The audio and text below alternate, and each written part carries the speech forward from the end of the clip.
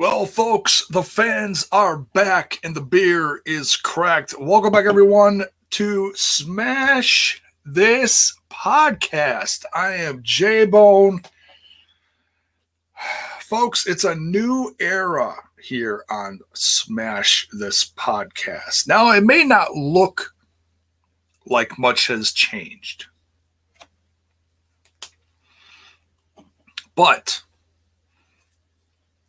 some things are changing ever so slowly. Number one, I want to thank everyone again for getting me to 1,000 subscribers. And I had a little reminder recently that it's been a few years since I hit 500, and it's been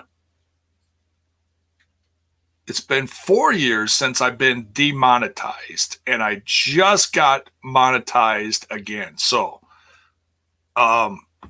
even though YouTube is only going to be paying me pennies, it's still a good feeling. It's still very much a positive.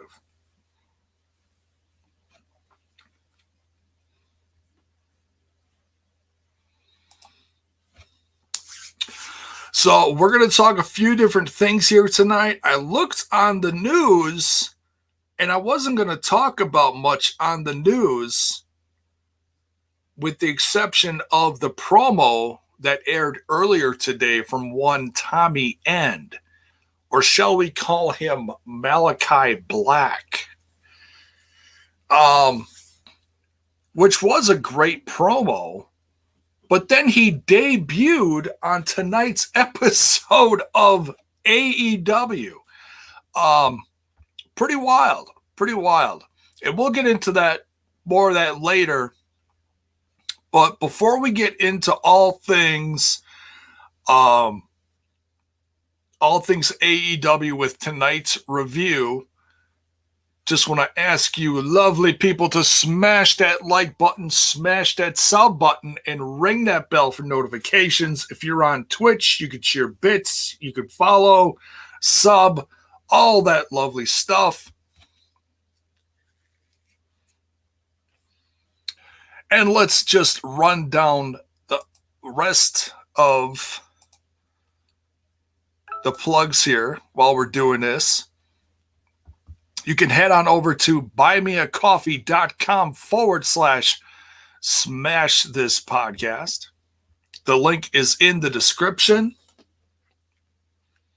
Let me just quiet this down.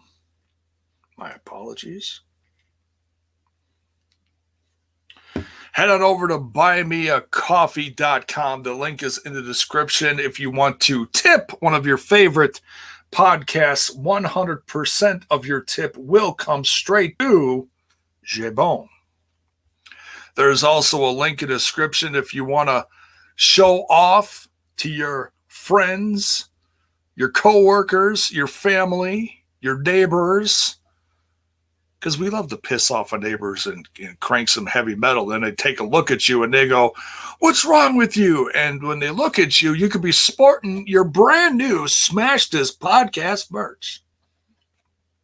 A lot of new stuff added recently. I want to deeply thank those who took advantage of the one day, July 2nd, 20% off sale. Much appreciated. You know who you are. And the rest of the links of the socials are in the description as well. The audio is on anchor.fm/smash this podcast. The Twitter box, the Face Botch, and the Instanek. All right. Now that we got all that out of the way,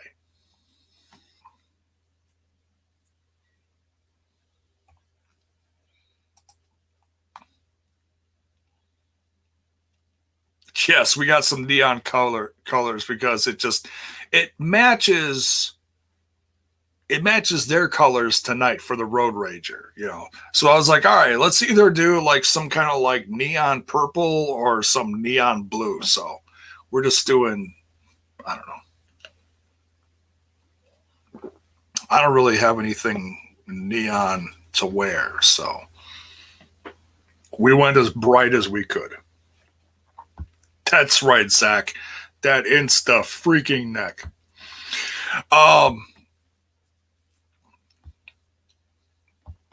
Adrian is all excited about the 1,000 subs. He's giving me a bunch of yeses. Much love, dude. Thank you. Appreciate it. All right. So let's talk about this AAW show that's going on this Friday. Let me get the other tab here. And let's just run down some of the stuff on the card. Not going to do like a full, like, predictions. I mean, it's fun to do that, but I just want to, me just telling you how stacked this card is will hopefully get you to buy this. So you can order it on Fight TV. I believe it's $12.99 or $13 or whatever.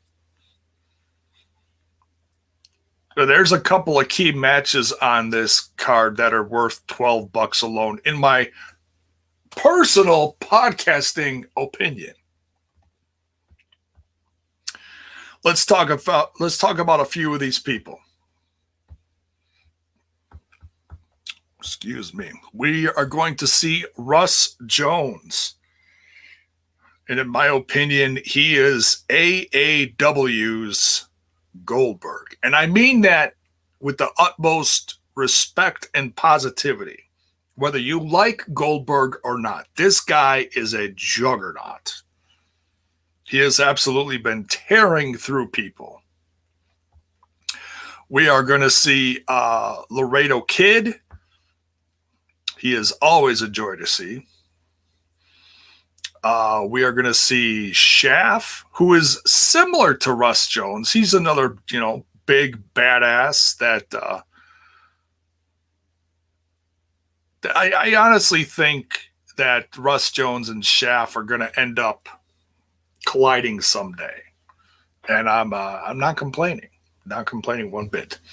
We are going to see the likes of former X Division champion Jake Kris is going to be in the house that night.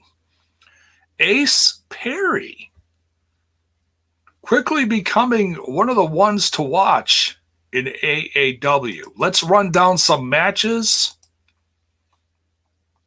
This one was just added. Josh Alexander versus Jake something. That's right. Impact's own X Division champion. Josh Alexander versus Jake something. These two may literally tear the house down. Now, there's no titles on the line here. But that doesn't mean that someday we could see that on another brand like Impact Wrestling. That'd be very interesting. But this, of course, is another universe. But let's, we can still enjoy this. Who else are we going to see? Let's see. We got Manders, former AAW, one half of the tag team champions, versus Robin Steele, who has recently aligned himself with the current tag team champions. Infamy.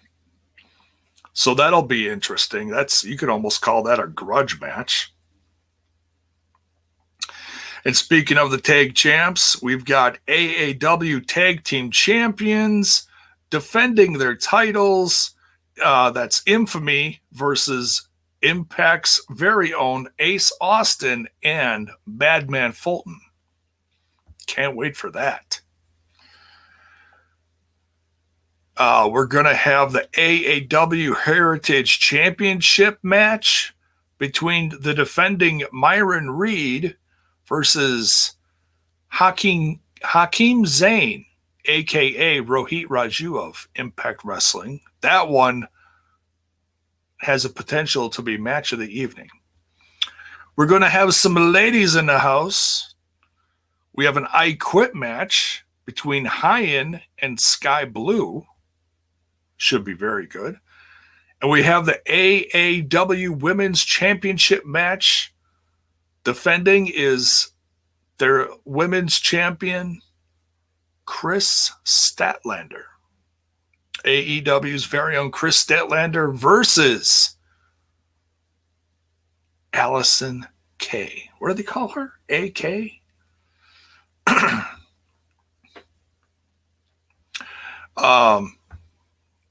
That one has another potential to tear down the house.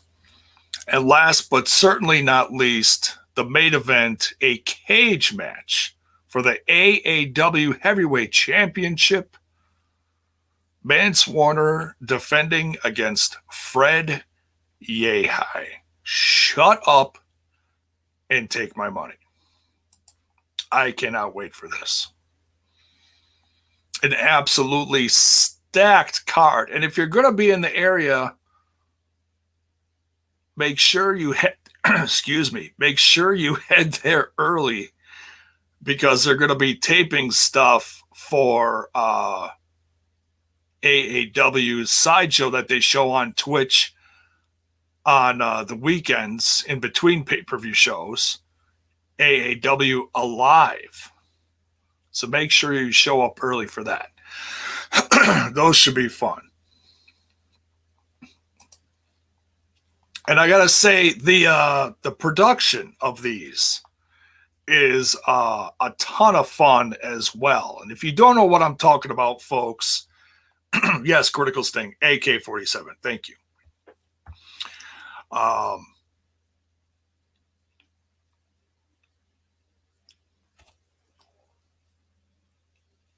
what the hell was I going to say? Complete brain fart. My apologies. Head on over to their YouTube channel. Check out some of their promos. Excuse me.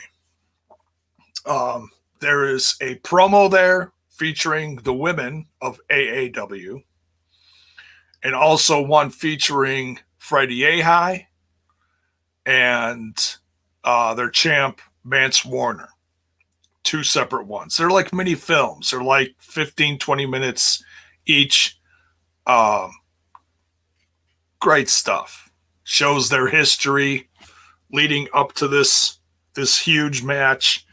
You don't want to miss this, folks. If you want to see some of the best up-and-coming indie talent in the Midwest or anywhere in the country, period, please go check out this one. And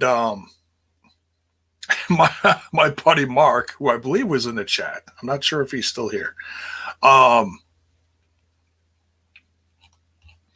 He said he was watching some video on their YouTube channel, and someone commented below, "Smash this podcast brought me here." So that made me feel like $1 million, because that means that someone listening to or watching me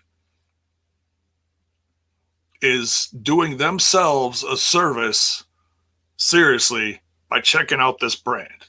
So hopefully they did enjoy it. Yeah, what's his name? Jake something.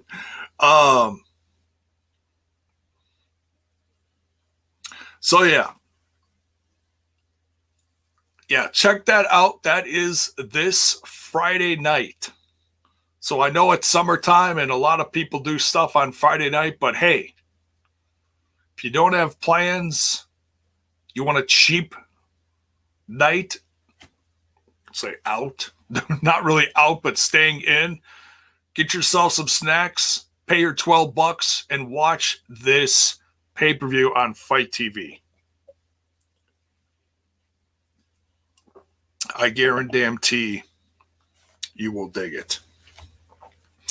And I'll be covering I'll be covering the review of that later after the pay-per-view Friday night, barring anything else comes up. Because this is a brand that's worth backing, you know. And I don't talk a lot of indies on here. I don't talk a lot of indies, but I mean, I'm biased because, you know, I want to support what Trent's doing. But this isn't some shindy, okay? This isn't just some shitty indie. This is damn good quality wrestling production, all of the above. The talent is damn good. In fact, Trent is going to be on commentary, I believe. I forget who he said he's commentating with, but he's going to be the color guy. So that'll be interesting. So if you're a fan of TNI, and I know most of you guys are, tune in to listen to. I don't know if you're going to see them. Once in a while, they show the commentators, but most of the time it's just listening to them. But you'll hear Trent, so that's great to see. All right, let's talk some AEW Dynamite Road Rager from Miami, Florida. Season 3, episode 27. Like I said when I kicked off the show tonight, that's right, the fans are back. And this was an interesting venue. Didn't look super big, but it looked like they had a few thousand people there, which is great to see. Looked like a packed house.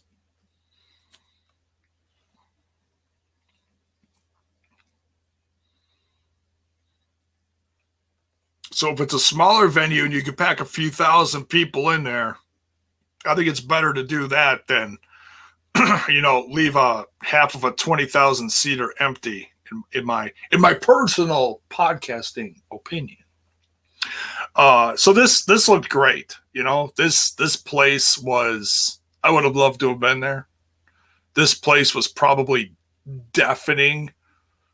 You know, with certain chants were getting shouted out. We'll talk about a few of those later. So, we start out hot here with a South Beach strap match. We got Cody Rhodes versus QT Marshall, Arn Anderson with Cody Rhodes, and QT Marshall flanked by his boys from the back. Now, interesting enough here, the lights go out right at the beginning of this. And is it right at the, I think it's right at the beginning of this. And it seems like they're waiting for someone to show up, but then no one shows up. And they're like, oh, it's just they're like, oh, there were some storms earlier. So just, I don't know, it was like a glitch in production, like a whoops. But it actually wasn't. It was what I think it was a sign of things to come. A sign of things to come, that the lights were going to go out one more time tonight. We'll get to that in a bit. But this old-fashioned strap match was a lot of fun. I like me an old-fashioned strap match. A lot of action. Certainly used the strap. Can we say that on here? They used the strap, folks. Cody on QT, QT on Cody. Cody Rhodes gets the win here.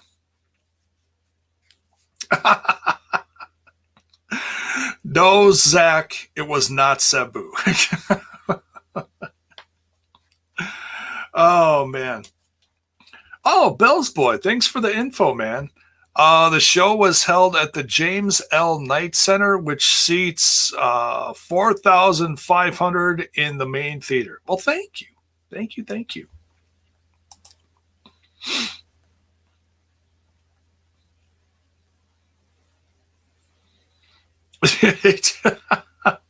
Keith says Cody took QT to the woodshed, right? He beat him like a government mule. As only JR could say, right? All right. But yeah, this was fun. It furthers the feud between Cody and QT. You know, do I think this is going to be done here? I don't think so. I don't know what else they could really do. Maybe this is the end, because now obviously, well, we'll talk about it later. Cody's got other things happening. We got Tony Schiavone with Kenny Omega and Don Callis in the ring. And I got to tell you, folks, you know, I was letting the full facial beard grow over the last week. And then I got to the point the other day and I'm like, all right, I got to do something with this. But then I was inspired. I was absolutely inspired by Kenny Omega last week on AEW. I was also inspired by the Young Bucks and their new facial hair, if you will. And I almost pulled an Omega and gave myself what I call an Omega, because it looks like the Omega symbol, you know, the stash going down into the, the mutton chops, whatever you want to call them. I almost did that. And then I was like, nah, it's too much salt and pepper. And then I'm not going to dye it. I'm just not going to do that. So, but it was close. I was this close. So I went old school, just gave myself the old goatee again. So sorry to disappoint anyone who actually wanted to see that, but it certainly wouldn't have looked as good as Kenny Omega's new facial Omega. The crowd, like I said, the crowd was hot tonight. Started chanting, "You got fired," at Don Callis. And of course, he tries saying something like it's much cooler to get fired than quitting or something like that. It's like, oh man, try and fail there, Don Callis. I think he said that on Impact too, which is funny. But so they're yapping. Then Dark Order shows up, namely Evil Uno, who's cutting a promo. And they're going back. He's going back and forth with the champ, Kenny Omega. And I haven't heard this one in a long time, so I laughed. It's typical Omega, but he's like, you know, what's the capital of Thailand? He's like, Evil Uno's like, what are we doing, trivia tonight? What? And Kenny's like, Bangkok, you know, low blow, or kicks him, you know, low blow. And then in comes the Good Brothers. They attack the Dark Order. And then in comes Hangman Adam Page.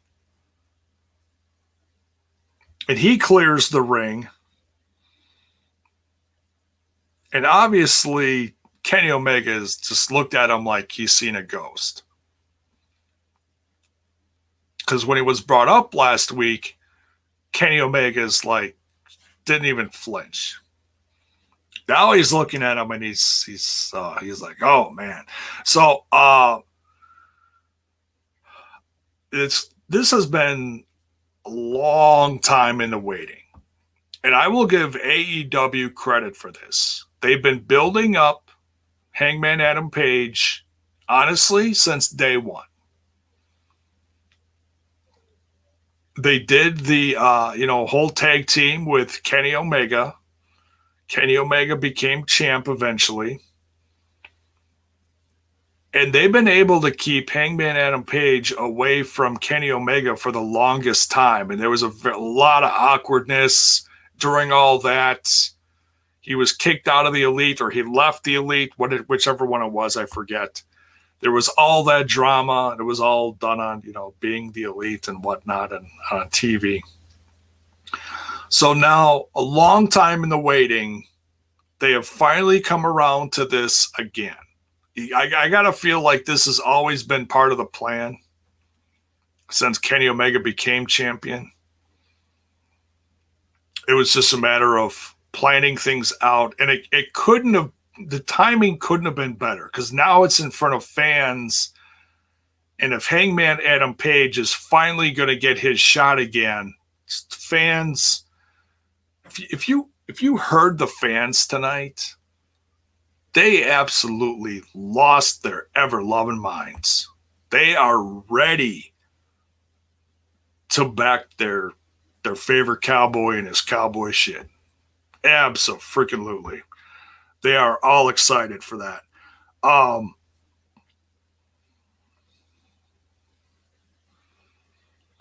So yeah, he clears the ring, and the place goes nuts. Then they cut to what's going to be interesting is I think they're gonna build this slowly to All Out, is what my gut feeling is. But that's kind of a long ways away. That's what, 2 months away, give or take a little bit. I'm not sure exactly when it is, and I know it's in Chicago, but I know it's in September, but I don't remember exactly when, but I think it's about 2 months away. But anyways, if that's when they're building it to, I'm all for it. Jim Ross then interviewing Darby Allin and Ethan Page. They're doing a coffin match next week, night 1 of Fyter Fest. Can't wait for that. I absolutely love this feud. And I've talked about this at length on here. This feud goes back, 4 or 5 years now? All the way to the Evolve days. And what's interesting is they touched on the Evolve stuff, but they didn't say it specifically. But they said when they feuded back then, that was... And this is crazy, and this is something I didn't know. That was Ethan Page's 12th year and Darby Allin's first year. So, and he says, and you're so mad. You're still so mad because it took you 12 years to get to where I was in 1 year. And it's like, that's, cuts deep, Lakers is in the house. What is up? Welcome, everyone. Don't forget, as we're going through this, smash that like button, smash that sub button, folks. But yeah, great interview. Can't wait to see that coffin match next week. That, in my personal opinion, should headline next week. Can't wait for that. Then we got the Pinnacles, FTR and Wardlow versus 3 of Inner Circle's best, Santana, Ortiz, and Jake Hager. The Inner Circle boys coming out with Konnan. Great to see. So is Konnan sticking around? I had a feeling... I had a feeling that, excuse me, that Konnan's appearance was going to be a one and done on this last pay-per-view, but then he showed up last week, got attacked, and he's back this week. So pleasantly surprised. Let me know how you guys feel about Konnan coming out a few times in a row now, 3-4 times in a row now with Santana and Ortiz. I'm not going to overthink this and think like he's going to take Chris Jericho's place as far as like a leader in the inner circle. I think he's just tied to P&P, Proud and Powerful, Santana, Ortiz, whatever you want to call them. I don't know. I never got used to calling them Proud and Powerful, but I'll always call them Santana and Ortiz. If anything, formerly known as LAX. But I certainly love seeing Konnan, and man, the guy could take a beating. My goodness, he's taking a licking and keeping on tigging, as the commercial says.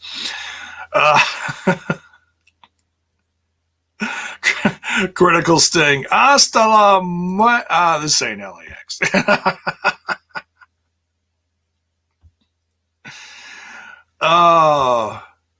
Keith asking here, is K-Dog still in a creative writing and Impact? I don't think so.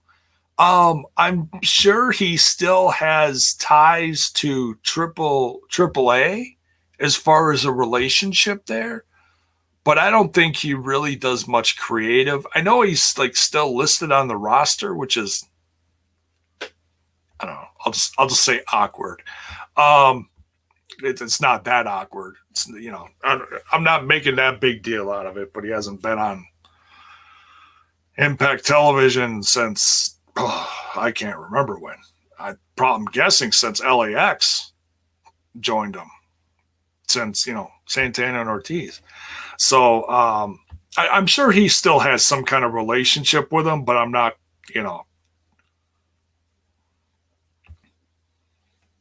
Bell's Boy says he's still booking in AAA. All right. Well, and I heard that Vampiro's getting back into wrestling and that he's back in Mexico. So I have a feeling he went back to AAA too. I don't just take that with a grain of salt because I'm not positive, but I have a feeling. Just have a feeling, because most of the time Vampiro was doing his podcast stuff from up in Canada, and I think he's back in Mexico. So we'll see. I'll try to keep a close eye on that. We'll see.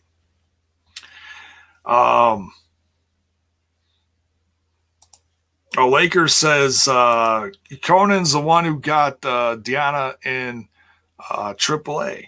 Awesome. So yeah, he still has we'll just say he still has a foot in Impact Wrestling. So, but yeah, good match between this 3-on-3. Tully Blanchard getting involved. Konnan gets attacked at the end. Big win here for Wardlow and FTR. They did the big rig on the inner circle, and then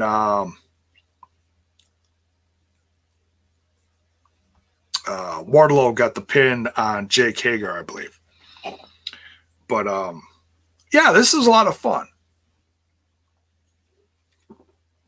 And I mean, this ain't over. This ain't over by a mile. So I don't know how they're going to wrap up this feud. It's still going, obviously. But what do you want to see? Let me know in the comments, in the chat. How do you want to see FTR and Santana and Ortiz end their feud as a part of the Pinnacle versus the Inner Circle? And Wardlow versus Jake Hager for that matter, because I mean Wardlow is well on his way to becoming a star in this company. It's been a very slow journey for him because he doesn't get a lot of singles matches. And I actually missed the one with Jake in the cage. I don't know what all happened during that one. I'll have to go check that one out sometime. But yeah, let me know what you want to see. Do you want to see like a tag team steel cage match or something? Or, I'm trying to think of something like unique they could do. But let me know in the comments. What do you want to see from these guys? But yeah, Pinnacle here gets a big win. Then we get a very unique announcement. Next week, we are going to see the return of Jon Moxley. But it's for, he's going to be defending his IWGP U.S. Championship versus Carl Anderson. I'm actually really excited about this. Is this going to be like one and done so he can drop the title and go back to being a papa for a while? I don't know what the plan is. I know that he is booked for the return for New Japan to audiences later in August, like middle of August or something, whenever that is, like a month and a half from now or whatever. Very excited about that. I don't know what the plan is there. But yeah, Carl Anderson versus Jon Moxley. That should be good. IWGP US Championship on the line. And we even get a promo out of Carl later regarding that. We get a face-off here between MJF and Jericho. I'll just, quote the guys, some fat bastard right at the end of Jericho's entrance music ran the ring and got taken out. And it made like a split second on camera, security trying to take him out. I don't know if I blinked and I missed it. So I don't know how much they actually showed. Or if, any other footage is going to end up getting shown out there from the audience or what. But MJF and Jericho have their showdown, and it's all about what are MJF's stipulations so that Jericho can finally get what could be his last match against MJF in this feud between the Pinnacle and the Inner Circle. And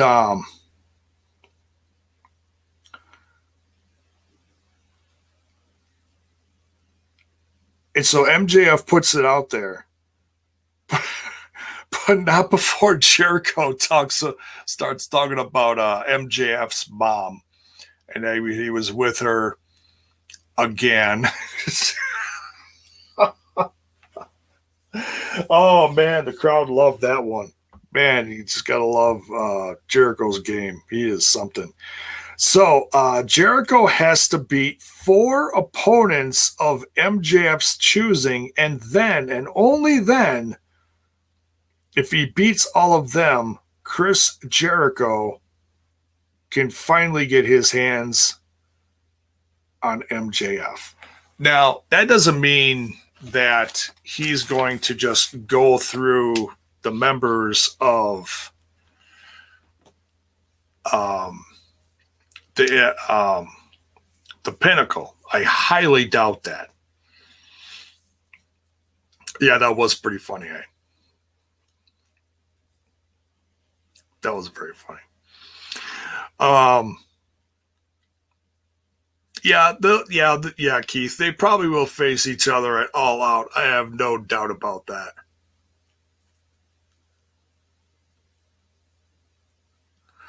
Next, we get the debut of El Idolo, Andrade, versus Matt Sydal. Now, no matter what you think of Matt Sydal, I knew this was going to be a good match because Matt Sydal is still insanely talented. He may be a 20-year-ish, give or take a little, veteran, but man, I mean, he's been all over the place. He's been in Ring of Honor. He's been in Impact. He was in WWE. He's been all over the place. And he and his brother are tearing it up in this company. He's ranked number 5, I thought they said, which is impressive. So he's had some wins under his belt.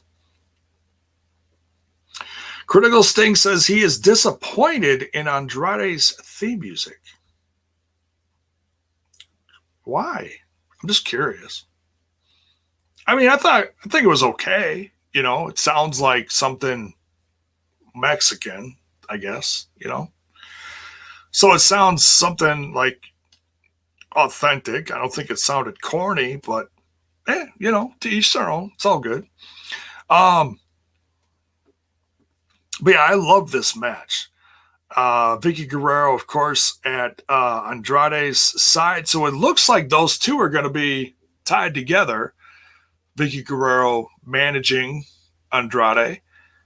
And Andrade, even at one point of the match, turns while he's on the apron in one corner of the ring on the apron, turns, looks at the crowd, and does a little shimmy looking at the crowd a la Eddie Guerrero, glances over at Vickie Guerrero, and Vickie Guerrero, you know, applauds him like, yes, that's exactly what he would have done and how he would have done it. And so that was cool. And it looked like he was going to go up for a frog splash, take 2, which he did not get to do. But he did finish him off with his own finisher. I didn't catch what he said his finisher was, but Andrade gets a win here. I mean, it wasn't a huge surprise, but I was still looking forward to the match nonetheless. Still excited about it. Very cool that Andrade is a part of AEW. And it looks like he's going to be doing other stuff in AAA as well. I know he challenged Kenny there.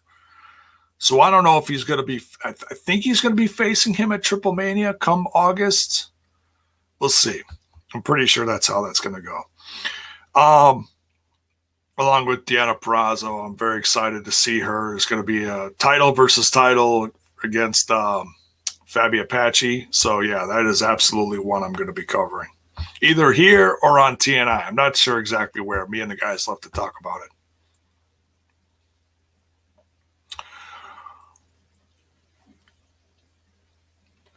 So, what's next here? We got a great promo talking about the Matt Hardy Christian Cage feud. Obviously, this one is 23 years in the making, which might sound ridiculous, but that's as long as these guys have been facing off against each other, whether in singles or in tag matches.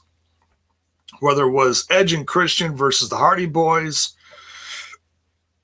or singles matches here and there in their history. I'm trying to think the other times they would have faced off against each other solo.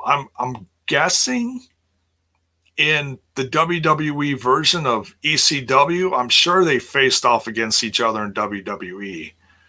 I don't specifically remember any feuds, but I don't think they faced off against each other. I don't think they crossed paths in TNA. I think Christian was gone before Matt Hardy showed up. I could be wrong, but anyways. I mean, this is one of the oldest feuds going, honestly, since the Attitude Era. Legit, the Attitude Era. So I'm not I'm not complaining about this. Some people may look at this and not be excited about this at all. Both these guys can go. So,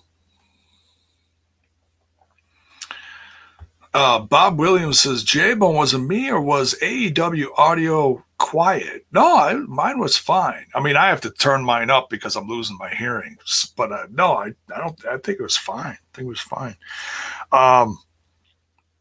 But yeah, so next week, night 1 of Fyter Fest. So it's going to be a 2-week thing, this Fyter Fest. We're getting Christian Cage versus Matt Hardy. So that'll be fun. I don't remember if they said if it was a specific kind of match or just a regular match or what. Tony Schiavone with Arn Anderson in the ring, and Arn Anderson gets a nice pop from the audience, and he's just letting the people know how happy he is that AEW is back in front of fans. And the lights go out. So this is the second time of the night the lights go out. Remember I mentioned earlier in the night the lights went out real quick and came back on, and people were kind of confused, like, what's going on? And it was right at the start of the Cody match. So this is tied to Cody specifically and Arn Anderson. Lights go out, lights come back on, and no one's really expecting anything. People are like, oh, it's another, it's like maybe this happens in Florida a lot. I don't know. Weather changes every 5 minutes, kind of like in Wisconsin, only different. So I know how that is. Of course, we don't have to deal with hurricanes, thank God, but nonetheless. So the lights go out. Lights come back on. Formerly known as WWE's Aleister Black, a.k.a. Tommy End, a.k.a. now known as Malachi Black, approaches Arn Anderson and gives him his finisher, the black, I don't know what they're going to call it here. Gives him his, spinning kick. The Black Mass, I believe it is. And then Cody comes out just shocked, does the same thing to Cody Rhodes. They're both just out in the ring. So for those of you who missed it earlier today, Tommy End on his socials put out about between a 4 to 5 minute video, very cinematic, just looked great. Him in what looked like some kind of loony bin hospital, approached by doctors. He takes out both doctors, escapes the room. I'm just telling highlights very quickly on this. And then comes out and he's like, my name isn't Tommy End, it's Malachi Black. So I was like, well, that's very interesting. So, and this could have meant anything, to be honest. WWE just rehired his wife, which I think, and I haven't talked about this much, I know a lot of people are talking about how awkward as hell this is. That she was standing up for all these things. They let her go because she, breached the whole contract of, she wouldn't get off her socials and all that stuff. Her Twitch and everything. They fired her. Now they brought her back. And they brought her back and completely buried her. They brought her back and she had like a minute match against Alexa Bliss. It's like, wow, you sure showed them.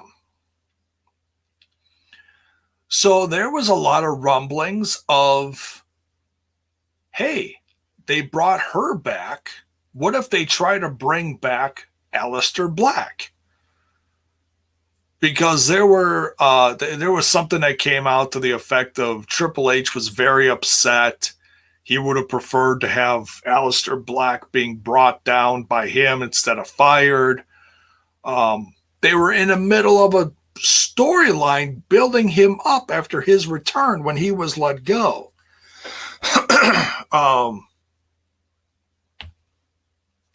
RK Shuttleworth, now he's streaming on her Twitch account, which I think is hilarious.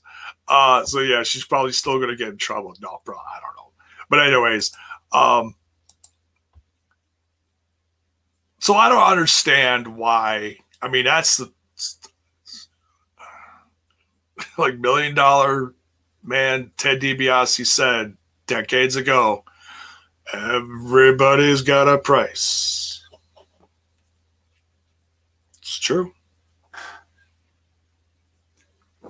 Wait till she gets in front of fans and they chant, "You sold out." She's going to feel about this big.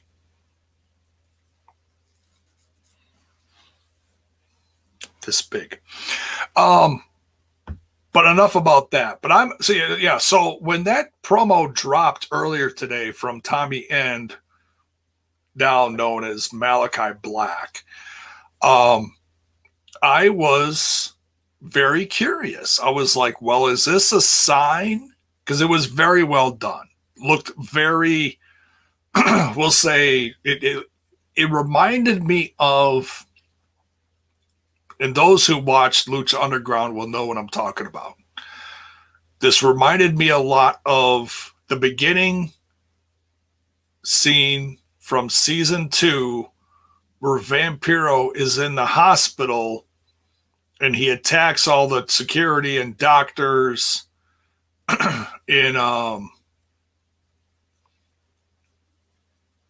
that one, it's almost like a dream sequence of Vampiros. So it's like it didn't really happen, but it's what Vampiro was thinking about doing. That scene of Vampiro season 2, episode 1 of Lucha Underground, with his doctors and him attacking them and everything. Now, of course, Malachi Black is not a vampire, but he's like possessed by something. So it totally, it reminded me of that. Keith says stolen gimmick. I'm not saying it was stolen, okay? I'm not saying they stole it from Lucha Underground, but it reminded me of that, okay? I'm not knocking this promo. This promo looked great. Cinematic looked great. So that made me wonder. This is my point of this. This made me wonder. I'm like, okay, is this for something like Impact Wrestling? Is it AEW? Is he actually going back to WWE? And he's just completely getting a fresh start as Malachi Black? And this is his character, and he's going to join his, not necessarily join his wife, but, using my quote fingers here for those on audio, join his wife back in WWE. I was leaving it all up there. I'm like, this could be anything. But he showed up tonight, and I was pleasantly surprised when Tommy End showed up here and kicked the hell out of Cody and Arn Anderson, and then just walked away. The crowd lost it. They were very vocal. They loved it. Very excited to see him. So obviously, he did not do his 90-day no compete. He got out of it. And I'm sure there'll be more on that tomorrow in the news. I'm sure Meltzer will talk about it or something. But there were rumblings within the last week or two that there was going to be some people trying like hell to get out of theirs. Well, there you go. Aleister Black was one of them. Now Tommy End. Now Malachi Black. So light up the chat, folks. Light up the comments. Let me know. Are you excited to see him here, Was it a great time to get it in front of fans? Are you excited to see him? Would you have rather have seen him go someplace else, like New Japan or whatever? Let me know. No wrong answers here.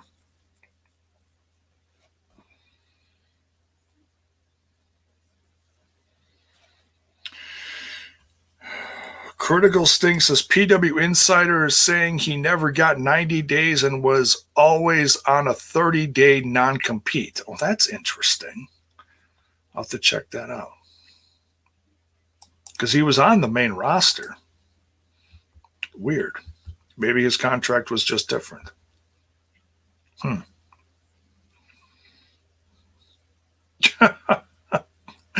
RK, I wonder if his wife helped out with the non-compete. Yeah, that could have been part of it.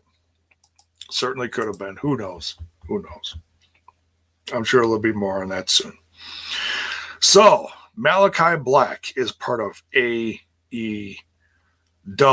Next, we've got Ricky Starks. They show what happened earlier in the night before the episode, actually, before the actual airtime, because I'm guessing that they were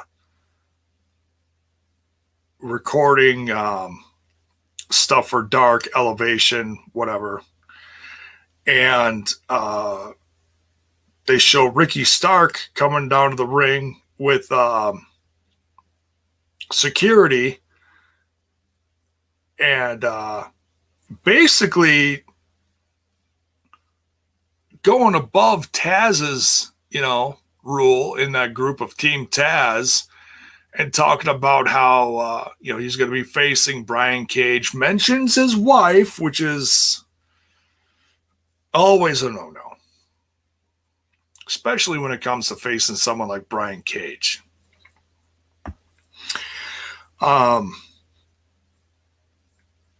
So, yeah, they're going to face off. When are they facing off? Oh, it's next week. Just found it in my notes here. Sorry. Next week, Brian Cage is putting his FTW title on the line. And Taz is hoping that this will squash all that and everything will be back to normal once they get this out of their system. I don't see Brian Cage sticking around much longer in this group. Something big is going to happen. I could see maybe a new face coming to this group to replace Brian Cage, someone new, up and coming. I do like the fact that Taz is trying to help put these guys over. He's with his son. He's with Hobbs, and of course Starks. Starks is so good though. I mean, I actually put him up there with MJF. They obviously have different volume levels, but Ricky Starks is damn good. He's very good. So,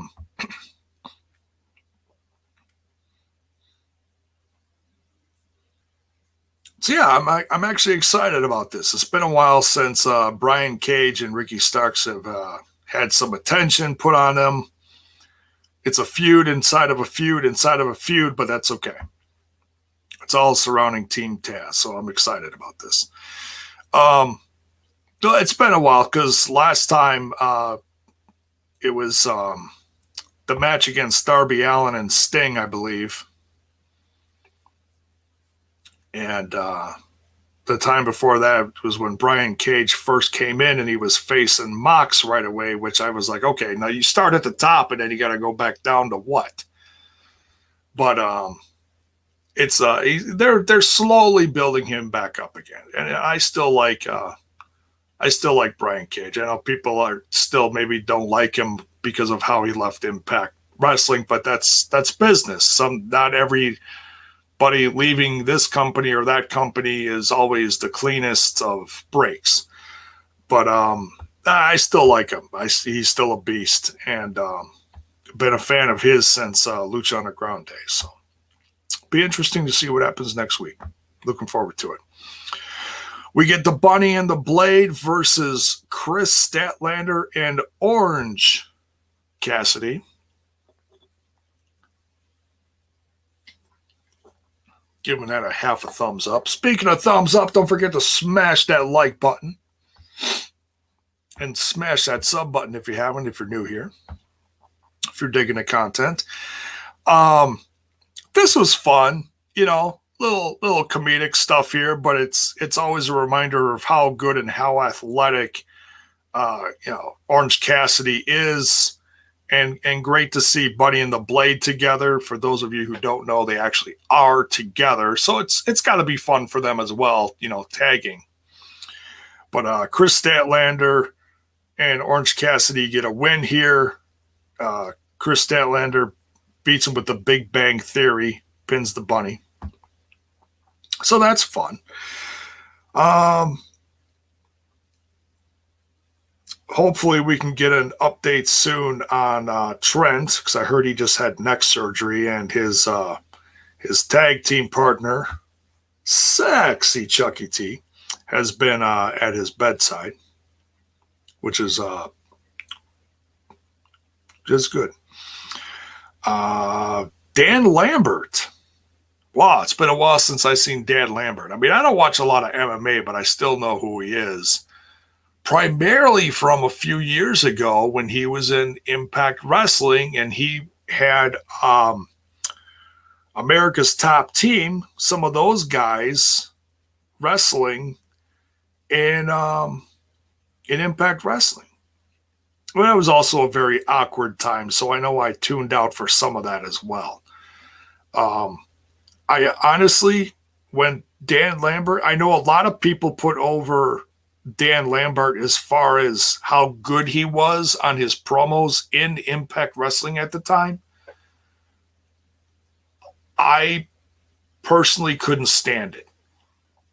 And I don't know if it was just how he came, his delivering of his promo, or what it was. It just, I don't know. It just didn't jive with me. It just didn't jive. Basically same presence here. He gets in the ring and he cuts down the company, but he puts it over at the same time, which is funny. You know, he basically contradicts himself the entire promo, but it's, you know, so I'm not going to over criticize this. I actually was kind of giggling at this. I was like, what are you doing? But,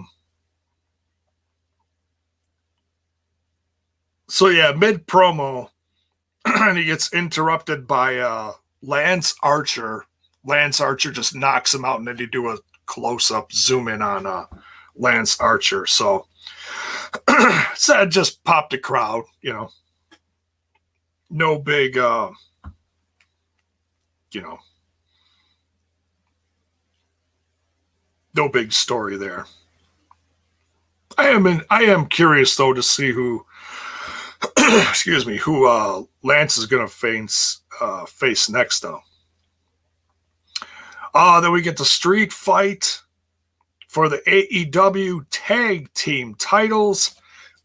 I really had a feeling here that Pentagon and Eddie Kingston were going to take this one, because I was like, oh man, it's their first night back on the road in front of fans. This audience is hot. What better way to cap off the night? Switch over the tag titles. But it wasn't to happen. It wasn't to happen.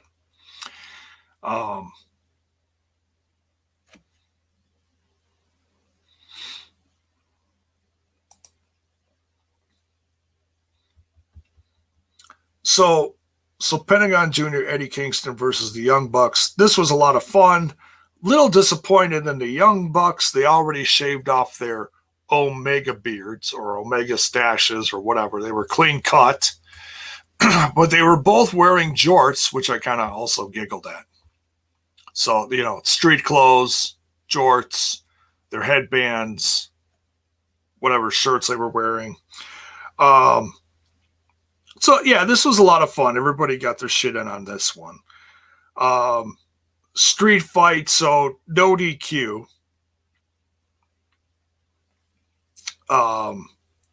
Ref gets taken out.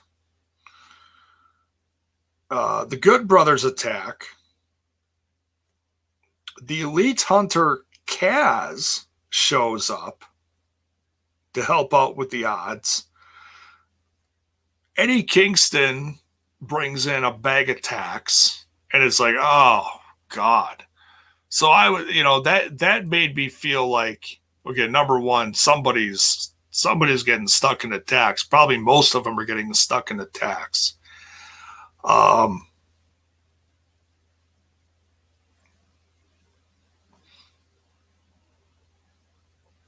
So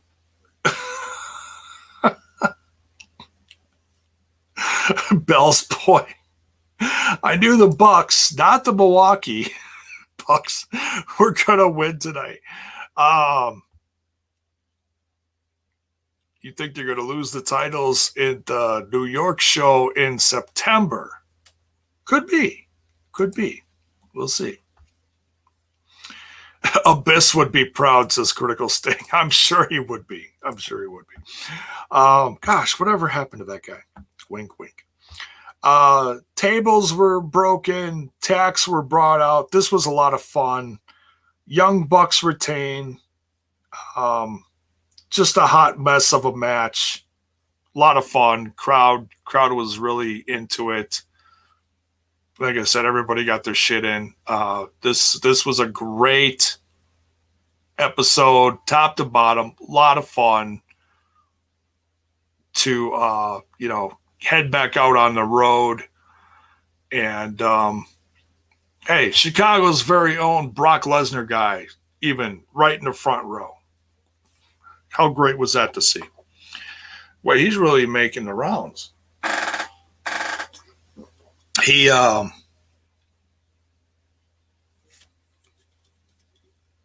was at one of their recent shows as well. He was at the last pay-per-view, I think that was, in Daly's place. So yeah, great show, top to bottom.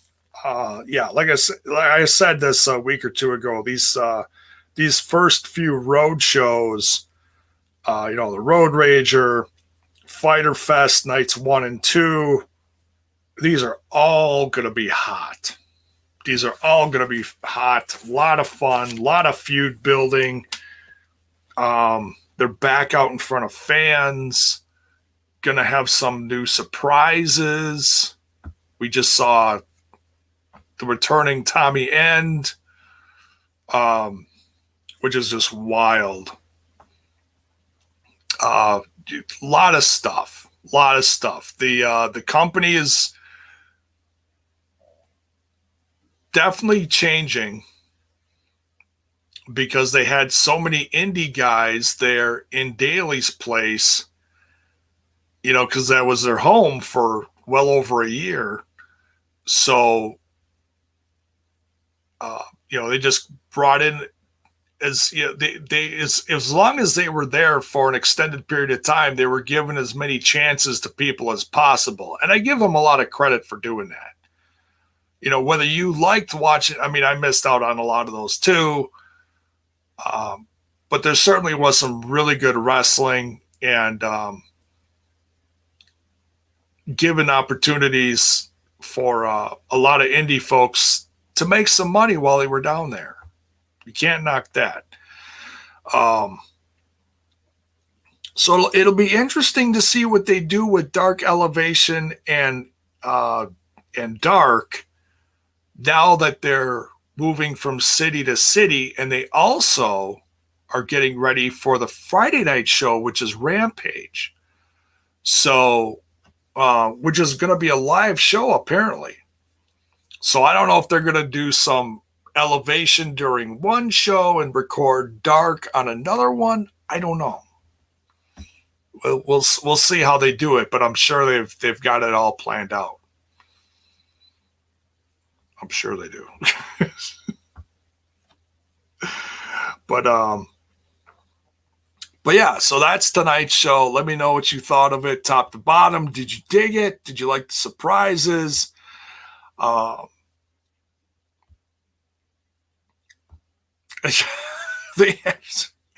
Zach Bonifer. They had smashed his podcast shirts. I highly doubt that. But that'd be pretty funny. That would absolutely crack me up. It's like, well, God, I talk about their brand all the time. The least they could do is buy some Smashes podcast shirts. No, I'm not going to be that guy.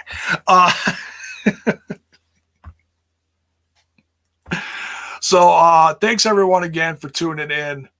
Very excited for these road shows again. Things are slowly getting back to normal. Audiences loud as could be. So happy to have these events live on television again. Very excited for Friday's AAW show, United We Stand. Please, if you're not sold on it, please go to their YouTube channel. Go watch some matches. Go watch some of their promos that they put out within the last few days. I guarantee you're going to be blown away by them. Good quality stuff there, folks. Great talent. $12, $12.99, $13, whatever it is. This Friday night, get it. Tell them J-Bone sent you. Tell them Smash This Podcast brought you there to the dance, and I guarantee you're going to love it. I'm planning on going to some of those up and coming shows at some point. It's a matter of being brave enough to do it. I mean, this last year and a half has been nothing short of terrifying for me. I've been blessed enough to get through it. I'm vaccinated, which makes me feel a lot better, but most of the stores I go into, I'll wear a mask unless I know it's, just me and the missus and the store's going to be dead, then I'm not too worried. But if I'm walking into Walmart or something, I'm wearing my mask. I didn't the other day, and I was nervous as hell, and I was like, okay, I need to, so I'm still on the fence of wearing a mask, not wearing a mask. But that's just my own personal preferences because I'm high risk. It's like I know I'm not. We're not out of the woods of this yet, but things are getting better, folks. Things are getting better. So yeah, I'll be covering that this Friday night. Can't wait for that. I'll be doing a review on AAW's United We Stand Friday night because I can guarantee you it's going to be better than SmackDown. Thursday night, head on over to TNI. We'll do the watch along tomorrow night. Me and Bill, possibly Truck if he's around. And then we'll get the review following that. So it's a long night for us, but it's a lot of fun over on Total Nonstop Impact Talk for Impact fans. And then come back here on Friday. And then as far as the weekend, I have no clue what's going on. As far as branding stuff, I am planning on bringing back the Jacked Up Jukebox. I sent out a few feelers in the Discord the other day, kind of redid the logo, and I'm working on some new ideas. Going to make it a little more personal. I mean, yeah, I'm going to talk about some news here and there, but I'm going to try to make it more just personal, like my love for what I'm listening to and stories about how I came to, come to liking or loving certain bands. I'm having a blast watching the Anthrax 40-year anniversary videos on their YouTube channel. So yeah, the comeback of Jacked Up Jukebox is going to be primarily about that. I don't know how many more videos they're going to be doing, but I don't have to finish the series in order to talk about it. So yeah, excited about that. And yeah, just covering a bunch of different stuff. I'm obviously still covering AEW for wrestling, AAW, and hey, Just heard MLW's working on a women's division. Gosh, only took them a few years to figure out, how to book women's wrestling. So that brings me this much closer to watching them again, because they do have some good talent in there. But I just couldn't get behind them if you're not gonna figure out how to book the opposite sex, because it's doesn't do it justice. So who knows what's gonna show up here? Who knows what I'm gonna review on Smash This Podcast. On your way out of here, make sure you smash that like button, smash that sub button, ring that bell for notifications. Hit me up on all the socials, the Facebox, the Instaneck, and the Twitter box. And for your bone on the go, for those listening on the audio, thank you very much. You can get it. The base for that is anchor.fm/smash this podcast. And from there, you can listen to, if you're used to it, on Google, iTunes, Spotify, wherever, but I believe it's on Podbean as well, all over the place. But anchor.fm is where you can get them all together. That's where I upload them from. What else? The Discord link is in the description. The merch link is in the description. And buymeacoffee.com. That link is in the description of this video as well. If you want to tip one of your favorite podcasts, 100% of your tip will come directly to J-Bone. So for all that, it's me. It's JAYBONE. We'll see y'all tomorrow night over that other little podcast called Total Nonstop Impact. We're out of here, folks. Enjoy the rest of your evening.